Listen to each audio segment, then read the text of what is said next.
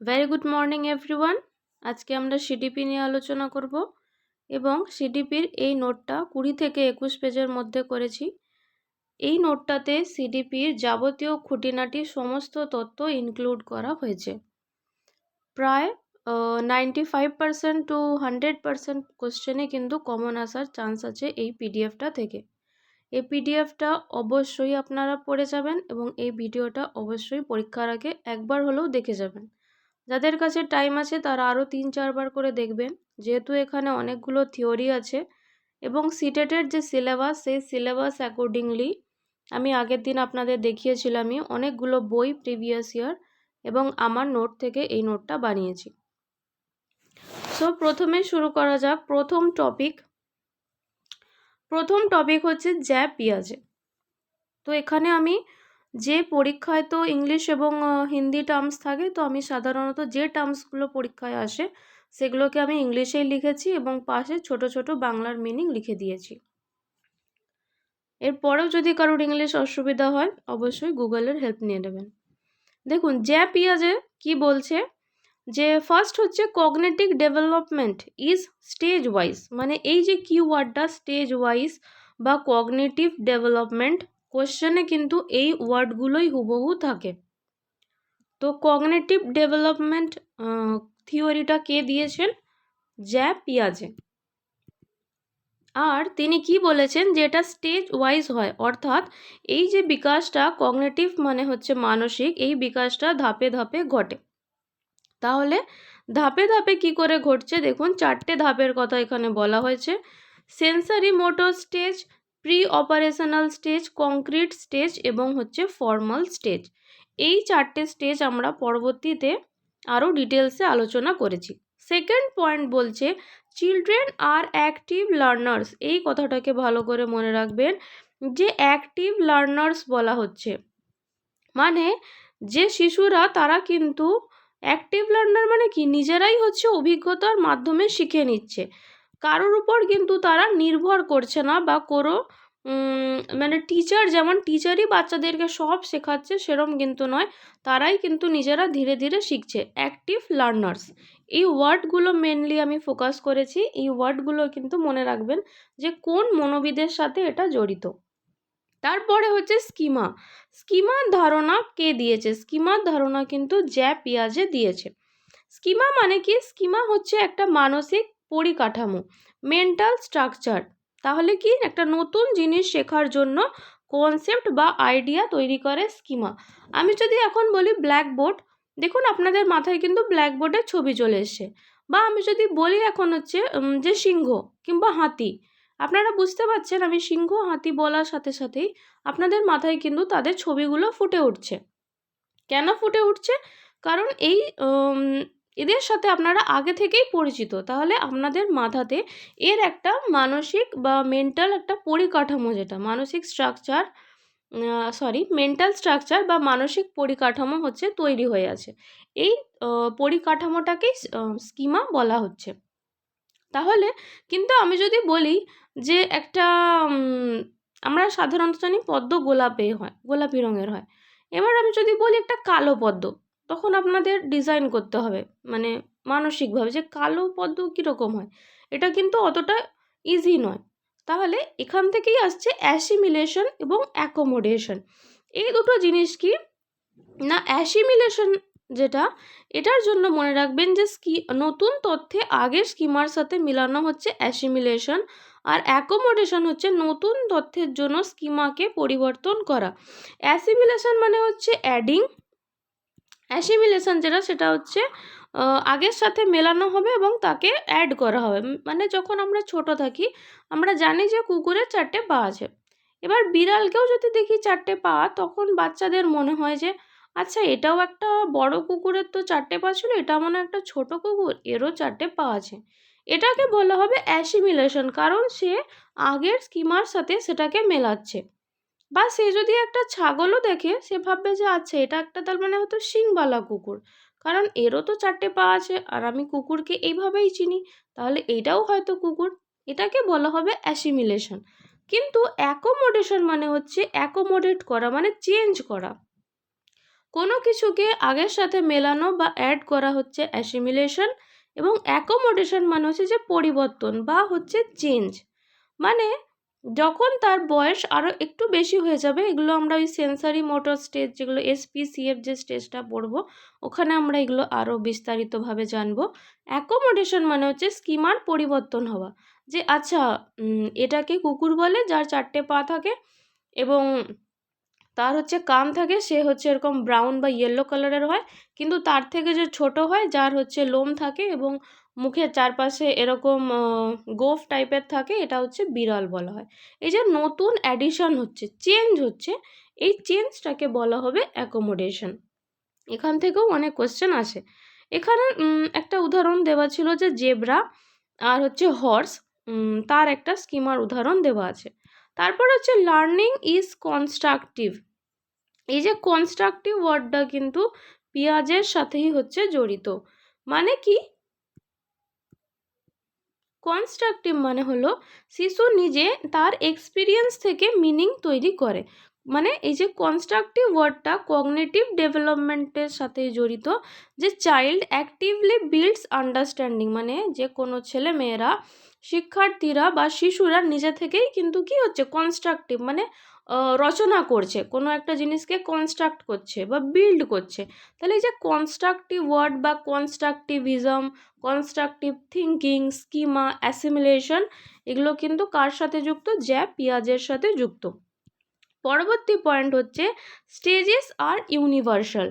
মানে প্রত্যেকটা যে ধাপ আছে এসপিসিএফ আমরা পড়ব, এই ধাপগুলো কিন্তু শুধুমাত্র আমার, আপনার বা গুটি কয়েকজনের জন্য নয়, ইউনিভার্সাল মানে হচ্ছে এটা সকলের জন্যই হচ্ছে, সকল শিশুর জন্য এই ধাপগুলো হচ্ছে প্রযোজ্য। কিন্তু কি হয়, এজ ওয়াইজ ডিফারেন্ট হয়, এক্ষুনি আমরা পড়ব সেগুলো। এবং আছে যে প্লে এবং এক্সপ্লোরেশন, শিশু কিভাবে শেখে? শিশু হচ্ছে খেলার মাধ্যমে শেখে, তাই শেখার প্রধানই মাধ্যম হচ্ছে গিয়ে খেলা। এরপরে দেখুন যে 4টে স্টেজের কথা বলা হয়েছিল, সেই 4টে স্টেজ সম্পর্কে আমরা এখানে জানবো। পিয়াজের যে কগনিটিভ ডেভেলপমেন্ট, এই কগনিটিভ ডেভেলপমেন্টের জন্য আমরা মনে রাখবো এস, পি, সি এবং এফ, টোটাল এই 4টে স্তর আছে। তাহলে এসপিসিএফ কি? এস হচ্ছে সেন্সারি মোটর স্টেজ, পি হচ্ছে প্রি অপারেশনাল স্টেজ, সি হচ্ছে কংক্রিট অপারেশনাল স্টেজ এবং এফ হচ্ছে ফর্মাল অপারেশনাল স্টেজ। আমরা আগে প্রথম দুটো দেখি। এখান থেকে কোশ্চেন কেমন আসে? এখান থেকে আসে যে একবার এসেছিল মিলাতে হবে যে কোন বছরে কোন স্টেজটা পড়ছে। একবার এসেছিল যে বেশি যেটা আসে একটা বৈশিষ্ট্য দিয়ে দেবে, যেমন ধরুন এই যে অ্যানিমিস্টিক, অ্যানিমিজম, যে এই ব্যাপারটা অনেকবার এসেছে, ইগোসেন্ট্রিক ব্যাপারটাও অনেকবার এসেছে, তারপর ক্লাসিফিকেশান আসে, কনজারভেশন আসে। এই 3টে স্টেজই মেন ইম্পর্ট্যান্টলি 1 to 5 জন্য কোশ্চেন হয়। তো আসে যে এটা কোন স্টেজের, তো আপনাদেরকে মনে রাখতে হবে এসপিসিএফ। প্রথমে হচ্ছে সেন্সারি মোটর স্টেজ।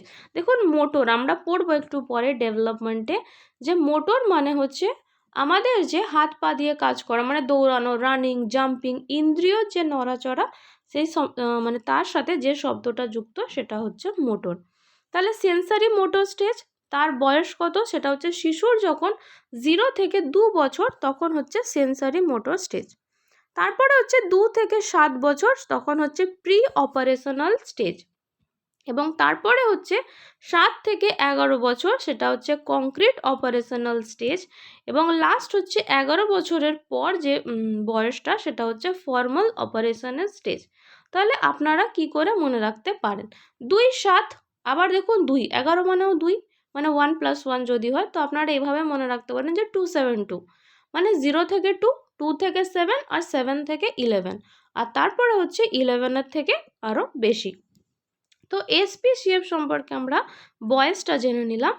এবার এদের বৈশিষ্ট্যগুলো জানি। ইন্দ্রিয় নড়াচড়ার মাধ্যমে শেখা, ইমিটেট করা, মানে দেখবেন কেউ একটা বল নিয়ে খেলছে, ছোট শিশু যে 2 বছরের মধ্যে সেও ওই বলটা নিয়ে খেলতে চাইবে, বা কেউ ধরুন পড়াচ্ছে, এও দেখবেন একটা ডান্ডা নিয়ে ঘুরে বেড়াচ্ছে যে পড়াবে বলে, বা কেউ বোতলটাকে সোজাভাবে রেখে দিল, দেখবেন এও আবার বোতলটা যদি পড়ে যায় সেটাকে সোজা করে রেখে দেবে। তাহলে ইমিটেট করা মানে হচ্ছে অনুকরণ করা, যে মানে শিশুটা অন্য কাউকে কিছু করতে দেখবে ঠিক সেই জিনিসটাই করবে। তারপর হচ্ছে গ্রাস্পিং মানে কোনো জিনিসকে ধরা। তো এই যে ইমিটেট এবং গ্রাস্পিং এই ওয়ার্ডগুলো হচ্ছে কিওয়ার্ডস, এগুলোই হচ্ছে পরীক্ষার জন্য ইম্পর্টেন্ট। এটা কোথায় হয়? এটা সেন্সারি মোটর স্টেজে হয়। তারপর হচ্ছে প্রি অপারেশনাল, এখান থেকে এই দুটো ওয়ার্ড সব থেকে বেশি ইম্পর্ট্যান্ট, যে ইগোসেন্ট্রিক। তারা ইগোসেন্ট্রিক কখন হয়? দেখবেন সে যেটা চাইছে তাকে যদি সেটা না দেওয়া হয় সে হাত পা ছুড়ে কাঁদতে থাকবে। এটাই হচ্ছে ইগোসেন্ট্রিক, মানে আত্মকেন্দ্রিক। সে যেটা চাইছে তখনই সেটা যেন তাকে দেওয়া হয়। সেটা হচ্ছে কখন? 2 থেকে 7 বছরের মধ্যে। আরেকটা হচ্ছে অ্যানিমিস্টিক, যেটা আমরা প্রায় সকলের ঘরেই দেখি। কোনো বাচ্চা যদি পড়ে যায় তখন আমরা কি বলি? আচ্ছা এবার তাহলে নিচের ফ্লোরটাকে, যে মেঝেটা, তাকে হচ্ছে চল মেরে দিই, তাহলে হচ্ছে তুই তো পড়ে গিয়ে কাঁদছিস, সেজন্য যে নিচে যে মেঝেটা আছে সেটাকে মারা হয়। তাহলে কি? মেঝের তো কোনো প্রাণ নেই, কিন্তু বাচ্চাটা কি ভাবছে যে ও আচ্ছা এটাও সজীব, একে তাহলে আমি মারি, এর জন্য আমি পড়ে গেছি। এই যে এই ব্যাপারটা হচ্ছে অ্যানিমিস্টিক, মানে তারা মনে করে যে টেবিলেরও প্রাণ আছে, চেয়ারেরও প্রাণ আছে, টেবিলে ঠোকা খেয়ে গেল, তার মানে টেবিলটাকে সে আবার 1-2 বার মেরে দিল, সে ভাবছে টেবিলটা তাকে মেরেছে। এই যে তাদের মধ্যে একটা ভুল ধারণা, এটাকে বলা হচ্ছে অ্যানিমিস্টিক। এটা দেখা যায় 2 থেকে 7 বছরের মধ্যে, মানে যখন তারা হাঁটাচলা করছে, এই ধরুন ক্লাস 1-2 এর মধ্যে আছে, এই সময়টাতে। এটা হচ্ছে প্রি অপারেশনাল স্টেজে দেখা যায়। এবার কোশ্চেন বেশি আসে সি থেকে, মানে কংক্রিট অপারেশনাল থেকে। অনেকেই এই জায়গাটা ঠিক বুঝতে পারে না যে কংক্রিট অপারেশনালে আছে দেখুন লজিক বা রিজনিং, মানে এইটা কেন হচ্ছে, সূর্য পূর্ব দিকেই কেন উঠছে, বা ক্লাসিফিকেশন, যে বৃত্ত আর বর্গক্ষেত্র যে আলাদা, সেটা আমরা 7 থেকে 11 বছরের মধ্যে বুঝি, যে এই বোতলগুলো সিলিন্ডারের মতো দেখতে, বা বোতলকে আর রুটিকে একই রকম দেখতে নয়, রুটিকে যেরকম দেখতে সূর্যকে সেরকম দেখতে, বা চাঁদকে সেরকম দেখতে। এই যে ক্লাসিফিকেশন করা, এটা 7 থেকে 11 বছরের মধ্যে হয়। এই টার্মগুলো খুব ইম্পর্ট্যান্ট। যেমন কনজারভেশন, মানে একটা ধরুন ছোট গ্লাসে জল রাখা হয়েছে, সেম পরিমাণ জল একটা বড় গ্লাসেও রাখা হয়েছে। যে 7 থেকে 11 বছরের স্টুডেন্ট সে বলে দেবে যে দুটো জল সমান আছে, যদি মানে কাঁচের গ্লাস আর কি। কিন্তু যে বাচ্চা সে ভাববে যে না, বড় গ্লাস তার মানে ওতেই অনেকটা বেশি জল রাখা আছে। তো সেই জিনিসটা, মানে সে 2 থেকে 7 বছরের শিশু, সে কনজারভেশন বোঝে না, মানে সংরক্ষণ বোঝে না, যে দুটো গ্লাসে একই জল আছে। ওই জন্য দেখবেন অনেক বাচ্চা এরকম আছে যারা বড় থালায় খেতে পছন্দ করে। কেন? তারা ভাবে বড় থালায় মানে অনেক ভাত দিয়েছে, কিন্তু সেই জিনিসটা নয়।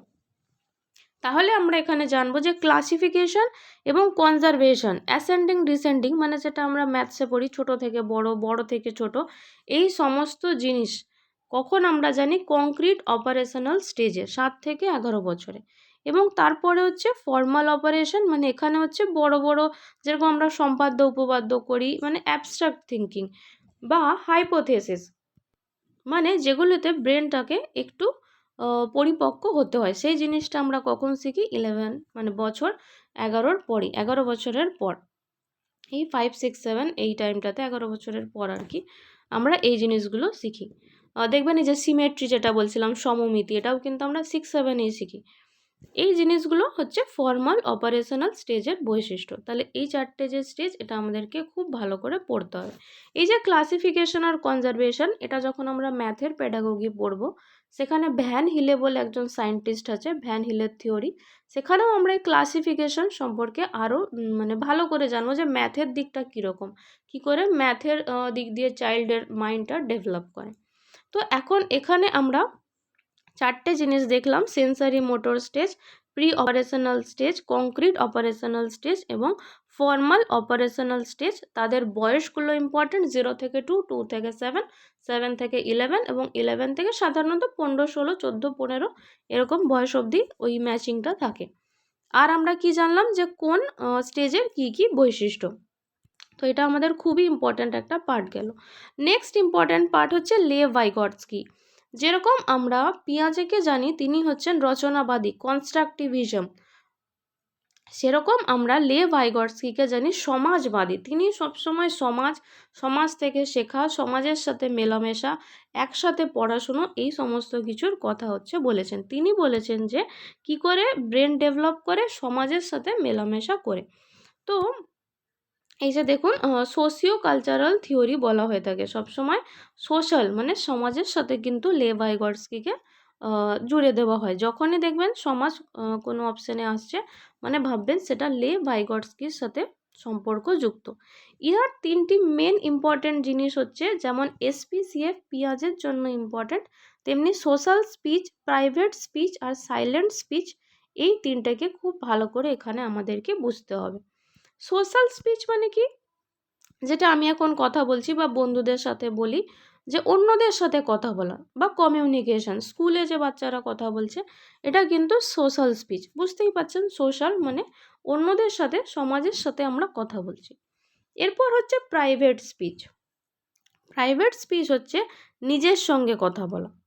আর সাইলেন্ট স্পিচ হচ্ছে বা ইনার স্পিচ যেটা, সেটা হচ্ছে মেন্টাল থট উইথাউট স্পিকিং। মানে এই যে ধরুন মনে মনে আমরা ধরুন এই নোটটা পড়ার সময় মনে মনে ভাবছি যে আচ্ছা লে ভাইগটস্কি হচ্ছে সমাজ, পিয়াজে হচ্ছে কনস্ট্রাকটিভিজম। যদি মনে মনে যদি ভাবি, আমরা একটাও লিপসিং হচ্ছে না, মুখ দিয়ে কোনো কথাই বেরোচ্ছে না। অনেক সময় দেখবেন গানের সাথে এই কনসেপ্টটাকে রিলেট করা যায়। কোনো গান শুনছেন, তখন হঠাৎ আপনার কোনো স্মৃতি উঠছে যে আচ্ছা এটা করেছিলাম, এইভাবে ডান্স পারফরমেন্স করেছিলাম 15th অগস্টে বা 26 জানুয়ারিতে। তো এই যে মনে মনে যে আমরা কথাগুলো বলি, আরও বেশি হয় কারোর উপর রেগে গেলে দেখবেন মনে মনে অনেক কিছু বলছেন, তখনই মনে রাখবেন ওটা হচ্ছে সাইলেন্ট স্পিচ। আপনি জোরে জোরে বলছেন না, সাইলেন্টলি বলছেন। তো এটা হচ্ছে ইনার স্পিচ বা সাইলেন্ট স্পিচ। এখানে কিন্তু শিশু শিক্ষার্থীদের, বুঝতেই পাচ্ছেন 1 to 5 পেপার 1 যেহেতু, তাহলে একদম শিশু শিক্ষার্থীদের মনের অবস্থাকে, মানে তাদের সাইলেন্ট স্পিচকে বলা হচ্ছে। আর প্রাইভেট স্পিচ কি, নিজের সঙ্গে কথা বলা।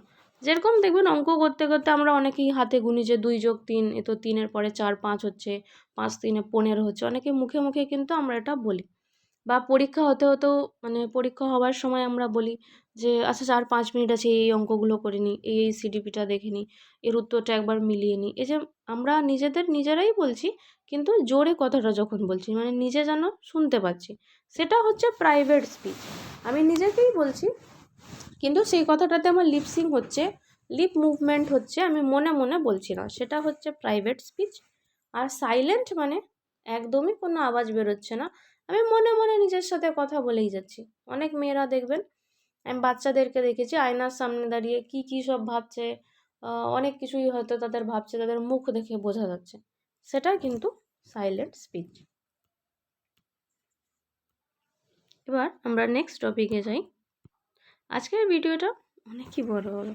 নেক্সট টপিক হচ্ছে ZPD, জোন অফ প্রক্সিমেটাল ডেভেলপমেন্ট। এটা আমি আগেও বাংলা যখন পেডাগজি পড়েছি, তাতেও পড়িয়েছি, তখনও কিন্তু লে ভাইগটস্কির এই জিনিসগুলো ছিল, এই জন্য আমি এগুলো আর বেশি বলছি না। জোন অফ প্রক্সিমাল ডেভেলপমেন্ট মানে যেই একটা এরিয়া যেখানে হচ্ছে একটা যে শিশু আছে সে ডেভেলপ করতে পারছে।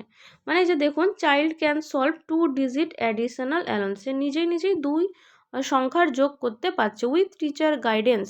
সে কি করছে, টিচারের সহায়তায় 3 ডিজিট নাম্বারও কিন্তু সলিউশন মানে অ্যাডিশন সে করতে পারছে।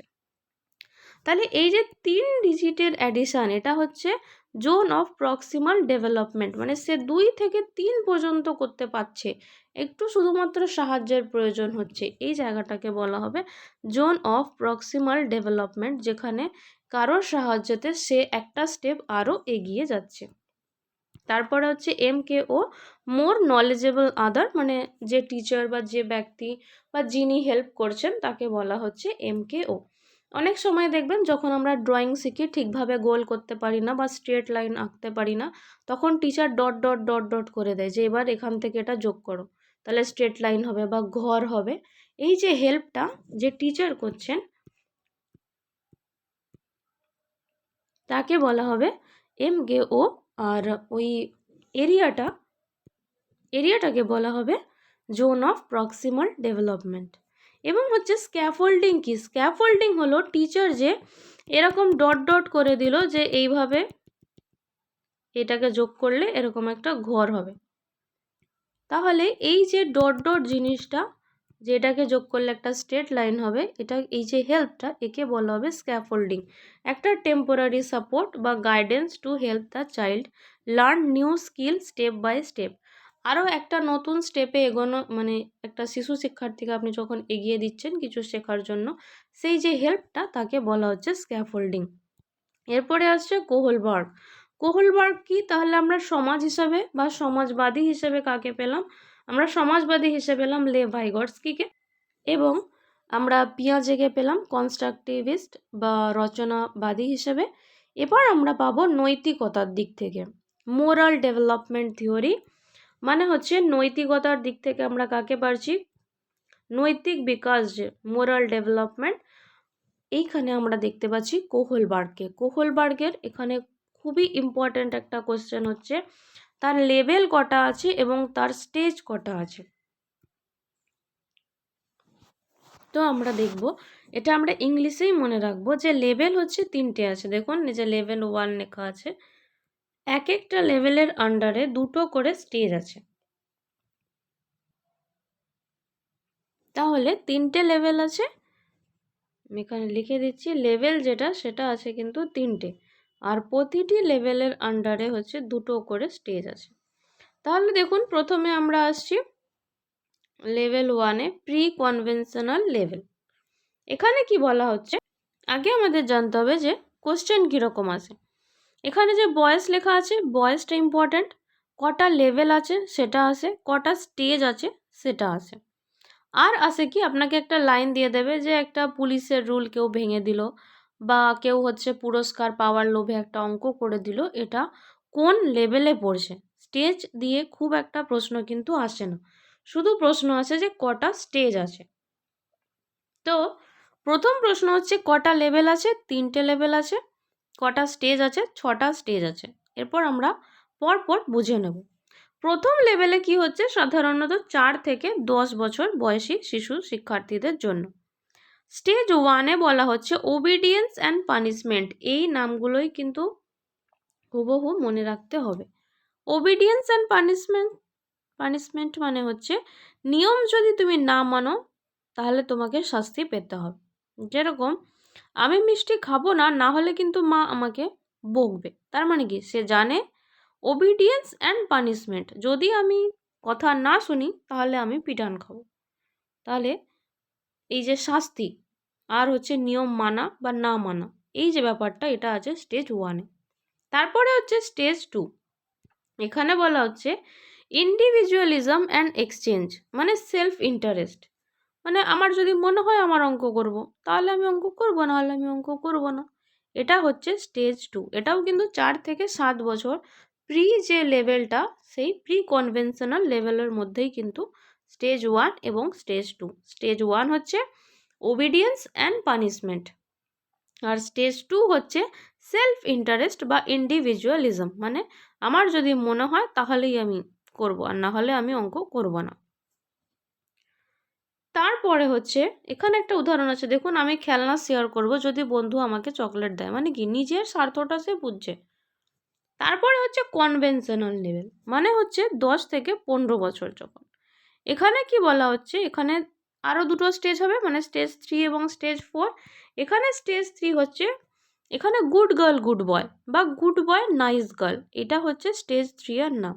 তার মানে হচ্ছে আমি বন্ধুদেরকে সাহায্য করব যাতে সবাই আমাকে পছন্দ করে। যেরকম আমি স্কুলে দেখেছি যে কিছু বয় হোক বা কিছু গার্ল হোক, দেখবেন কিছু শিক্ষার্থীরা আছে, তাদেরকে শুধু একবার বলে দিন যে এই যে রোজ তুমি যে ডিসিপ্লিনভাবে জুতো পরে আসো, নখ কেটে আসো, চুল বেঁধে আসো, এটা খুব ভালো। তাহলে কি সে দেখবেন ভালো হওয়ার জন্য রোজ রোজ এইটা করে আসছে।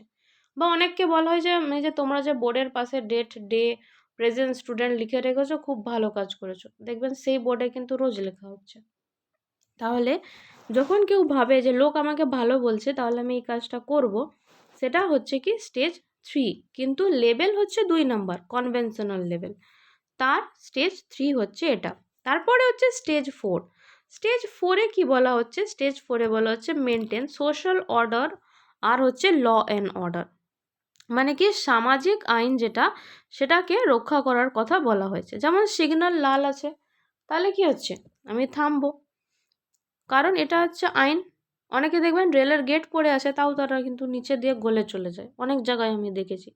তাহলে কি, তাহলে তারা কি নিয়মটা মানছে না। কিন্তু কোহলবার্গ বলছে যারা এই বয়সের মধ্যে আছে, বয়সটা কত এখানে, এখানে বয়সটা হচ্ছে 10 থেকে 15 বছর, যারা 10 থেকে 15 বছরের মধ্যে আসে, তারা যখন স্টেজ 4-এ থাকে, তারা মনে করে যে না, আমি সমাজের আইন মানব, এখন লাল লাইট আছে মানে আমি হাঁটবো না, গ্রিন লাইট যখন হবে তখন আমি যাব। এরপরে লাস্ট স্টেজ হচ্ছে পোস্ট কনভেনশনাল লেভেল, যেটা হচ্ছে 16 বছরের পরে, যেটা আর কি মানে মাধ্যমিক পাস করে গেছে এরকম, তাদের ক্ষেত্রে দুটো জিনিস দেখা যায়, স্টেজ 5 এবং স্টেজ 6। স্টেজ 5-এ হচ্ছে social contract and individual rights, মানে আইন ও নিয়ম, সামাজিক চুক্তি, নৈতিকতার জন্য নিয়ম মানা। মানে কি না, আমি বস্ত্র ব্যবসার মালিককে ঠিক টাকা দেব, কারণ সবাইকে ন্যায্য সুবিধা পাওয়া উচিত। মানে তার মনে হচ্ছে যে আমার যেটা মনে হবে যে সমাজের জন্য ঠিক, বা আমার নিজের জন্য, সমাজে বাস করার জন্য এই রুলসটা মেনে চলা উচিত, আমি সেটা করব। সেটা হচ্ছে স্টেজ 5-এ। আর স্টেজ 6-এ হচ্ছে ইউনিভার্সাল প্রিন্সিপাল, মানে আমি কাউকে সাহায্য করব, সেটাতে তার কি হচ্ছে না কি, মানে তার লোক আমাকে ভালো বলছে এটার জন্য, বা লোক আমাকে দেখবে বলে আমি সাহায্য করছি, সেরকম না। সে মনে করছে যে এটা মানুষের দায়িত্ব। মানে যেটা আমরা বলি, যারা হচ্ছে অনেক, যেমন গৌতম বুদ্ধ, বা যারা এরকম মহাপুরুষ আর কি, স্বামী বিবেকানন্দ, একটা বৃহৎ ক্ষেত্রে একটা মহৎ উদ্দেশ্য নিয়ে যে কাজ করেছেন, সেটা হচ্ছে স্টেজ 6 ইউনিভার্সাল প্রিন্সিপাল, মানে সবার জন্য যে ব্যাপারটা। তো এখানে একটা নাম আমি লিখিনি, সেটা হচ্ছে হেইনস বলে একজন, কোহলবার্গের যে এই 6টা স্টেজ এবং 3টে লেভেল, সেটা হেইনস বলে একজনের বাস্তবিক উদাহরণ আর কি। হেইনস ডিলেমা বলে আপনারা পড়বেন। কি হয়েছিল, হেইনসের ওয়াইফের হঠাৎ করে শরীর অসুস্থ হয়ে গেছিল, তার কাছে কোনো টাকা ছিল না, তাহলে সে কি চুরি করে তার ওয়াইফকে দেখাবে আর ডাক্তারের কাছে, আর নাকি সে চুরি করবে না, তার ওয়াইফকে এমনি টাকার অভাবে, মানে শরীর অসুস্থ, মানে একদম ডেথের near near equals to death আর কি, এরকম সিচুয়েশান একটা। তো হেঞ্জ কি করবে, সেই নিয়ে হচ্ছে নৈতিকতার এই 3টে লেভেল আর 6টা স্টেজ। আর ওই পুরো গল্পটা হেঞ্জ ডিলেমা নামে খ্যাত। এরপরে প্রচুর ইম্পর্টেন্ট কোশ্চেন, এটা আপনাদেরকে তো পড়তেই হবে, আমি সব ইম্পর্টেন্ট নোটসগুলোই এখানে লিখেছি, যে অ্যাটলিস্ট এই ভিডিওটা আপনাদের দেখে গেলে আপনারা নিজেরাই পরীক্ষা দেওয়ার পর বুঝতে পারবেন যে কতটা কোশ্চেন কমন এসছে। গার্ডেনার, হাওয়ার্ড গার্ডেনারের 8 ধরনের বুদ্ধির, তিনি বলেছেন যে বুদ্ধি সাধারণত 8 ধরনের হয়। সেই 8 ধরনের বুদ্ধির আমরা শুধু নামগুলো বুঝবো, আপনাদেরকে পরীক্ষাতে উদাহরণ দেওয়া থাকবে এবং বলা থাকবে এটা কোন ধরনের ইন্টেলিজেন্স। প্রথমে হচ্ছে লিঙ্গুইস্টিক। দেখুন, লিঙ্গুইস্টিক কথাটা আপনার কার সাথে যুক্ত মনে হয়, ল্যাঙ্গুয়েজের সাথে। তাহলে ল্যাঙ্গুয়েজ মানে কি, কোনো একটা কবিতা যারা বলে আর কি, কবিতা বলা, গল্প বলা, রচনা লেখা, বিতর্ক, প্রবন্ধ লেখা, বা যে পড়ায় প্রচুর দক্ষ, তাহলে এই যে ধরনের দক্ষতা বা বুদ্ধি, তাকে বলা হচ্ছে লিঙ্গুইস্টিক ইন্টেলিজেন্স বা ভাষাগত বুদ্ধি। আপনাকে বলা হলো যে কেউ খুব ভালো কবিতা বলে, তাহলে সেই জিনিসটা কি, সেটা হচ্ছে লিঙ্গুইস্টিক ইন্টেলিজেন্স। এরপরে হচ্ছে লজিক্যাল, লজিক্যাল বা ম্যাথমেটিক্যাল ইন্টেলিজেন্স, এটা তো খুব ভালোই বোঝা যাচ্ছে, যেমন সিভি রমন ম্যাথসে খুব ভালো ছিলেন, বা যারা খুব ভালো পাজল সলভ করতে পারে, যারা ভালো রিজনিং করতে পারে, ম্যাথস যারা ভালো, তাদের কোন রকমের ইন্টেলিজেন্স আছে, লজিক্যাল বা ম্যাথমেটিক্যাল ইন্টেলিজেন্স আছে। এরপর হচ্ছে স্পেটিয়াল। স্পেটিয়াল মানে যারা দেখবেন, হ্যাঁ স্পেস মানে হচ্ছে কোনো স্থান, দৃশ্য বা স্থানিক বুদ্ধিকে স্পেটিয়াল যে বা স্পেশিয়াল, যেটা এসছে স্পেস কথাটা থেকে। স্পেস মানে হচ্ছে যেমন যারা আর্কিটেকচার হয়ে থাকে বা রুম ডিজাইনার, এই যে এখন দেওয়ালে ভীষণ সুন্দর ওয়াল পেন্টিং যে হচ্ছে, এই জিনিসটা কিন্তু স্পেটিয়াল, মানে এই যে মানচিত্র আঁকা বা যে কোনো জিনিস আঁকা, বিশেষ করে আর্কিটেকচার যারা, ডায়াগ্রাম, চার্ট বানানো, অনেকে অনেক সুন্দর নোট তৈরি করে ছবি এঁকে এঁকে, সেই জিনিসগুলো হচ্ছে স্পেশিয়াল ইন্টেলিজেন্স বা দৃশ্যস্থানিক বুদ্ধি। তারপর হচ্ছে বডিলি কাইনেস্থেটিক ইন্টেলিজেন্স, এই যে এখন T20 ওয়ার্ল্ড কাপ স্টার্ট হবে, রোহিত শর্মা হোক, বিরাট কোহলি হোক, MS ধোনি ছিল, সৌরভ গাঙ্গুলি, যারাই হোক। তারপর এখন হচ্ছে রিসেন্ট মেরি কমের নামেও কিছু নিউজ চলছিল, সাইনা নেওয়াল আছে, এরা এক একজন খেলোয়াড় যারা, বক্সার যারা, তাহলে এগুলো কি, এগুলো হচ্ছে বডিলি কাইনেস্থেটিক। বডিলি মানে হচ্ছে যেখানে শরীর যুক্ত আছে, আর কাইনেস্থেটিক মানে আপনারা জানি, যারা কাইনেটিক এনার্জি জানেন, মানে যেটা হচ্ছে বডি রিলেটেড হবে, শরীরকে ব্যবহার করে হবে, সেটা হচ্ছে কাইনেস্থেটিক। এর মধ্যে নাচও পড়ছে, যারা খুব সুন্দর নৃত্য করেন। নাচ থেকে মনে পড়লো EVS-এ দেখবেন ভাবস অ্যান্ড মুদ্রাস আছে, ওটা খুবই ইম্পর্ট্যান্ট। তো নাচ যেটা বা রোল প্লে, এই যে 26শে জানুয়ারি, তারপরে 15th অগস্টে বিভিন্ন ধরনের যারা বাচ্চারা রোল প্লে করতে ভালোবাসে, ডান্স করতে ভালোবাসে, এগুলো সব কিন্তু বডিলি কাইনেস্থেটিক ইন্টেলিজেন্স। তারপরে আছে মিউজিক্যাল, লতা মঙ্গেশকর, অরিজিৎ সিং গান গাওয়া ছেড়ে দেবে শুনছি, বা যাই হোক। তাহলে মিউজিক্যাল ইন্টেলিজেন্সটা কি না, যারা হচ্ছে গান গাওয়া, তাল দেওয়া, শুধু মিউজিক মানে কিন্তু গান নয়, গিটার আছে, সেখানে সিতার আছে, বীণা আছে, আর তারপরে হচ্ছে আপনার বাঁশুরি আছে, তবলা আছে, সমস্ত যে কোনো ইনস্ট্রুমেন্ট, মিউজিক্যাল ইনস্ট্রুমেন্ট যারা বাজাচ্ছে, তাহলে এই যে মিউজিক্যাল ব্যাপারটার সঙ্গে এই বুদ্ধিটা হচ্ছে জড়িত। এরপরে এই দুটো থেকে বেশি কোশ্চেন আসে, কারণ এই দুটো মানুষ হচ্ছে গুলিয়ে ফেলে। একটা হচ্ছে ইন্টার পার্সোনাল, আর একটা হচ্ছে ইন্ট্রা পার্সোনাল। দেখুন, TER ইন্টার পার্সোনাল।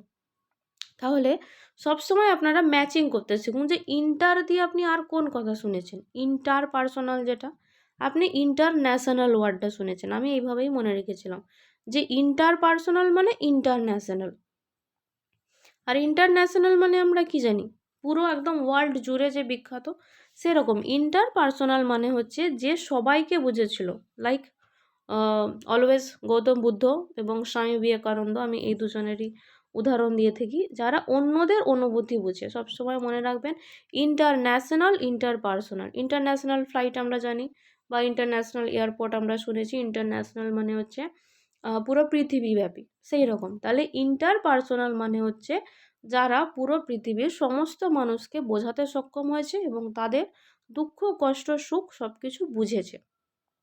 তাহলে ক্লাসরুমে এরকম কি হয়, গ্রুপ ডিসকাশন হয়, টিম ওয়ার্ক হয়, এরকম আসবে না। ধরুন আসলো যে মহাত্মা বুদ্ধ বা বিবেকানন্দ, বা এমন একটা কোনো কিছু নাম বললো যেটা কবির আছে, পুরো পৃথিবী জুড়ে তার জ্ঞান প্রচলন হয়েছে আর কি। তো সেটা কি, সেটা হচ্ছে ইন্টার পার্সোনাল। কিন্তু ইন্ট্রা পার্সোনাল মানে কি, ইন্ট্রা পার্সোনাল মানে হচ্ছে যে নিজেকে বুঝেছে। তাহলে ইন্ট্রা পার্সোনাল মানে কি, ইন্ট্রা পার্সোনাল মানে হচ্ছে আত্মকেন্দ্রিক, আত্মব্যক্তিক বুদ্ধি, মানে যে নিজেকে বুঝেছে সবার আগে। তাহলে নিজের লক্ষ্য জানা, আমি টিচার হতে চাই বা আমি ডাক্তারই হতে চাই, তাহলে আমি মানে মেডিসিন নিয়ে পড়বো বা বায়োলজি নিয়ে পড়বো, আমি ফার্মাসিস্ট হব বা নার্সিং পড়বো। এই যে নিজেকে বোঝা, আমার এম কি, আমি কেন টিচিং চুজ করতে চেয়েছি, জাস্ট নট ফর জব, আমার এটা একটা শখ ছিল পড়ানো বা যাই হোক। তাহলে নিজেকে যে বোঝা, সেই জিনিসটা হচ্ছে ইন্টারপার্সোনাল। এবং লাস্ট আরেকটা 8 নম্বর থিওরি যেটা, সেটা হচ্ছে নেচার, মানে ন্যাচারালিস্টিক ইন্টেলিজেন্স। বুঝতেই পারছেন, নেচারের সাথে যারা যুক্ত, যেরকম অনেকে এখন যারা এই যে ভ্রমণ ব্লগ বানাচ্ছে, সেটা কিন্তু ন্যাচারালিস্টিক ইন্টেলিজেন্স। বা ধরুন যারা গার্ডেনিং করছেন, অনেকেই আছে দেখেছি যে গোলাপ ফুল শীতকালে ভীষণ, ডালিয়া, আমাদের স্কুলেও একজন স্যার আছে, বিশাল ফুল লাগাচ্ছে, অনেক বড় বড় ডালিয়া। তারপর হচ্ছে অনেক, আজকে আমি দেখলাম হোয়াইট কালারের একটা গোলাপও লাগিয়েছে, আর একটা ব্রাউন কালারেরও, দারুণ ফুলের চাষ হচ্ছে। এই যে নেচারের প্রতি যে একটা টান, বা সেগুলো নিয়ে যে কাজ করা হচ্ছে, সেটা হচ্ছে ন্যাচারালিস্টিক ইন্টেলিজেন্স। এরপরে হচ্ছে ত্রিমুখী বুদ্ধির তত্ত্ব, সেটা হচ্ছে ট্রায়ার্কিক থিওরি অফ ইন্টেলিজেন্স, যেটা হচ্ছে স্টেনবার্গ দিয়েছেন। এটা কিন্তু অতটা ইম্পর্টেন্ট নয়, কিন্তু এখানে কোশ্চেনটা আসে যে এই যে ট্রায়ার্কি থিওরি বা ত্রিমুখী তত্ত্ব, এটা হচ্ছে কোন বিজ্ঞানী দিয়েছেন, এটা হচ্ছে স্টেনবার্গ তিনি হচ্ছে এই বুদ্ধিটা দিয়েছেন। আমরা জাস্ট শর্টে দেখে নেব যে 3টে মডেল কেন বলা হচ্ছে।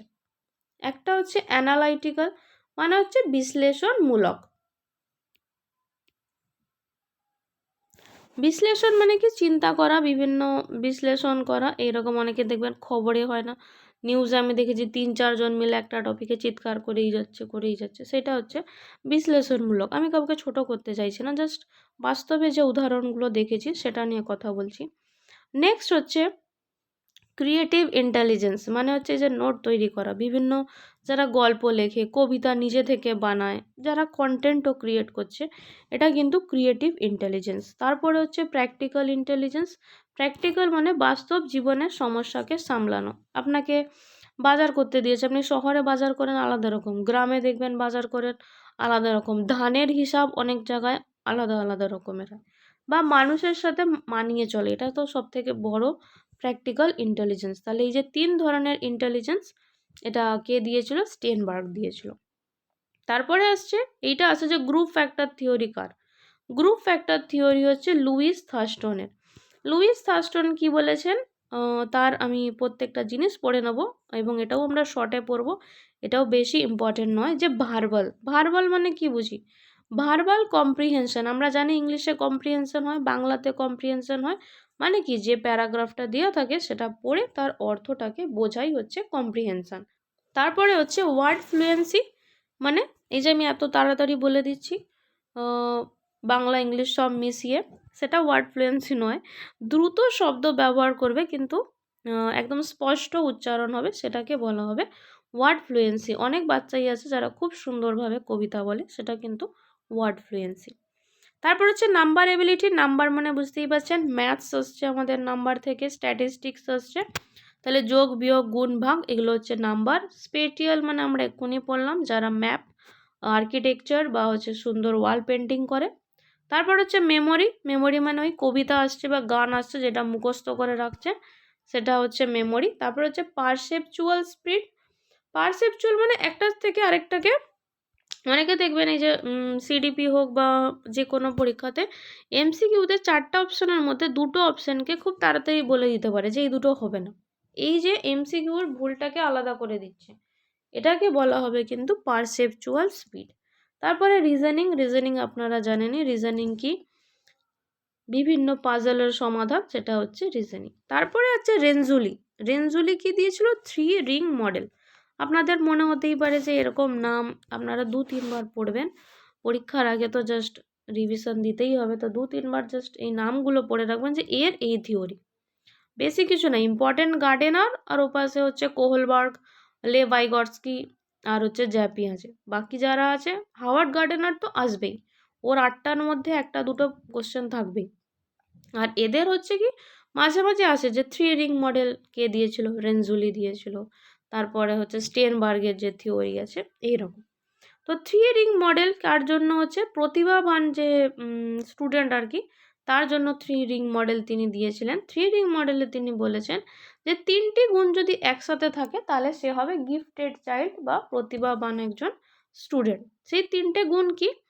প্রথমে হচ্ছে অ্যাভব এভারেজ এবিলিটি, মানে যতজন সাধারণ দেখবেন ক্লাসে আমিও দেখেছি 6, 7, 8, 9, 10-এ যে 50টা বাচ্চার মধ্যে অবভিয়াসলি বলে দেওয়া যায় যে এই 3-4 জন একটু হলেও আলাদা, তারা গড়ের চেয়ে আলাদা।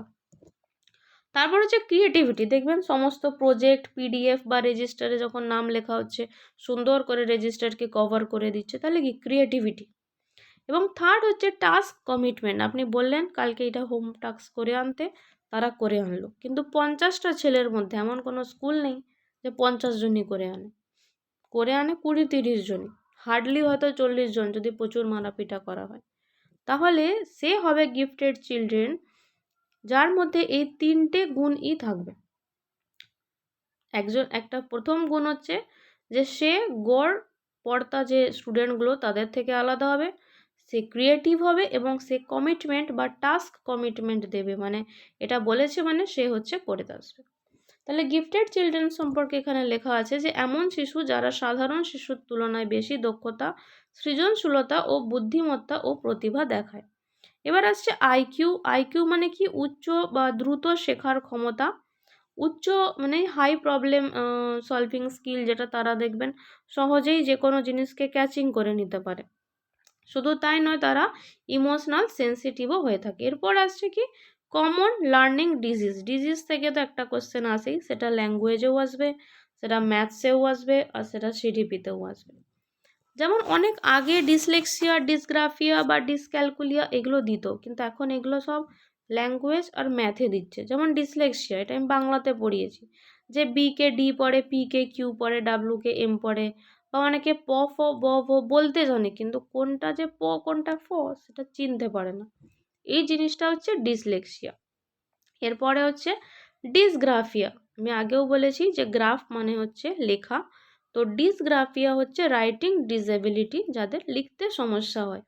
সেম জিনিসই, বি কে ডি যে পড়তে পারে না আর বি কে ডি যে লিখতে পারে না, লিখতে না পারলে সেটা ডিসগ্রাফিয়া, আর পড়তে না পারলে সেটা ডিসলেক্সিয়া। এরপরে হচ্ছে ডিসক্যালকুলিয়া, মানে ক্যালকুলেশন যে করতে পারে না, 2+3 কে অনেকে 7ও লিখে দেয়, অনেকে 32ও লিখে দেয়, আবার অনেকে 6ও লিখে দেয়।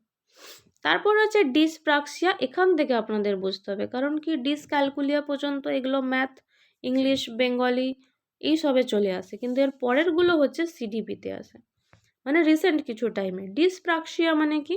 ডিসপ্রাক্সিয়া মানে দেখবেন অনেকে এখনও আছে যারা, যেগুলো দড়ি দেওয়া যে বুটগুলো হয় আর কি, লেস দেওয়া, সেটা ঠিকঠাক করে বাঁধতে পারে না, অনেকে ঠিকঠাক করে টাই লাগাতে পারে না, বা জামার বোতাম লাগাতে পারে না। এই সমস্যাগুলো হচ্ছে ডিসপ্রাক্সিয়া, মানে মোটর কোঅর্ডিনেশন ডিসঅর্ডার।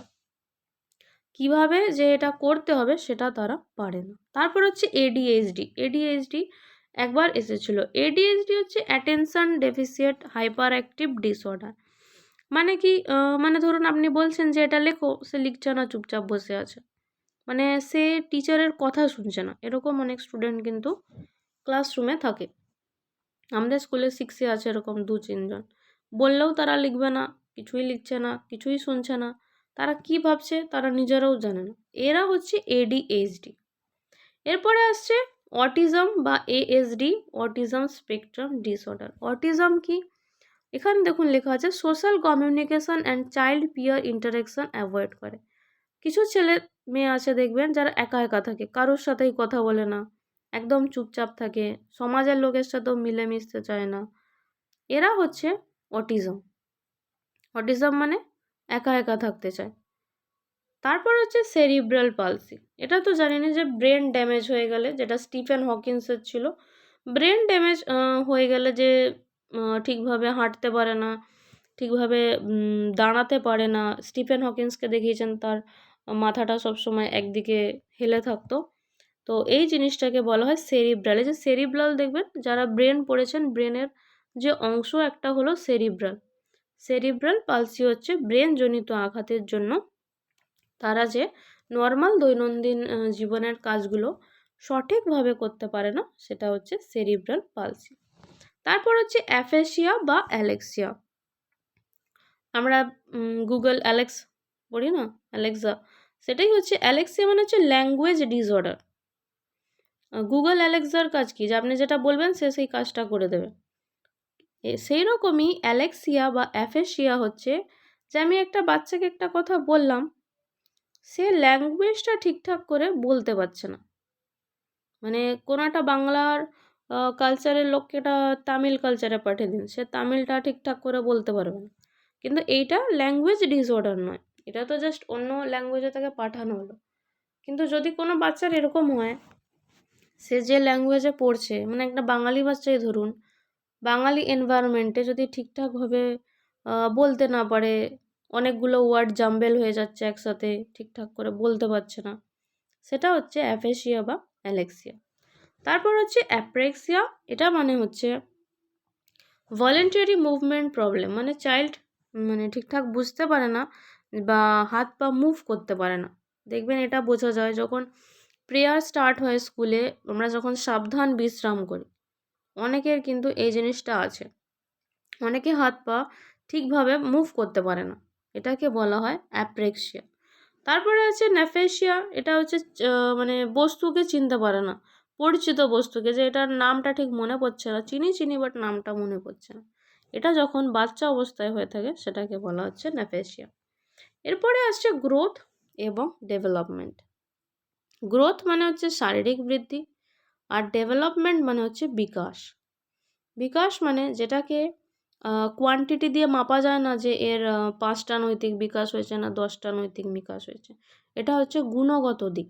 আর গ্রোথ হচ্ছে যেটা মাপা যায়, এর হাইট, এর ওয়েট, তারপরে আঙুল লম্বা হচ্ছে, মানুষের হাত পা লম্বা হচ্ছে, এটা হচ্ছে গ্রোথ। এবার আমরা আসছি যে এখানে দেখুন লেখা আছে যে গ্রোথ যেটা সেটা হচ্ছে কোয়ান্টিটেটিভ, আর ডেভেলপমেন্ট হচ্ছে কোয়ালিটেটিভ, মানে এটা হচ্ছে গুণগত, আর গ্রোথ যেটা সেটা হচ্ছে সংখ্যাগত বা মাপযোগ্য। 4 টাইপের ডেভেলপমেন্ট আছে, সেই 4টে টাইপের ডেভেলপমেন্ট কি? একটা হচ্ছে ফিজিক্যাল ডেভেলপমেন্ট, মানে হচ্ছে শরীরের বিকাশ। আমরা সব থেকে বেশি কনসার্ন এই ওয়েট নিয়ে, হাইট, ওয়েট, বোনস, মাসেল, এটার যে বৃদ্ধি, এটার যে বিকাশ সেটাকে বলা হচ্ছে ফিজিক্যাল ডেভেলপমেন্ট।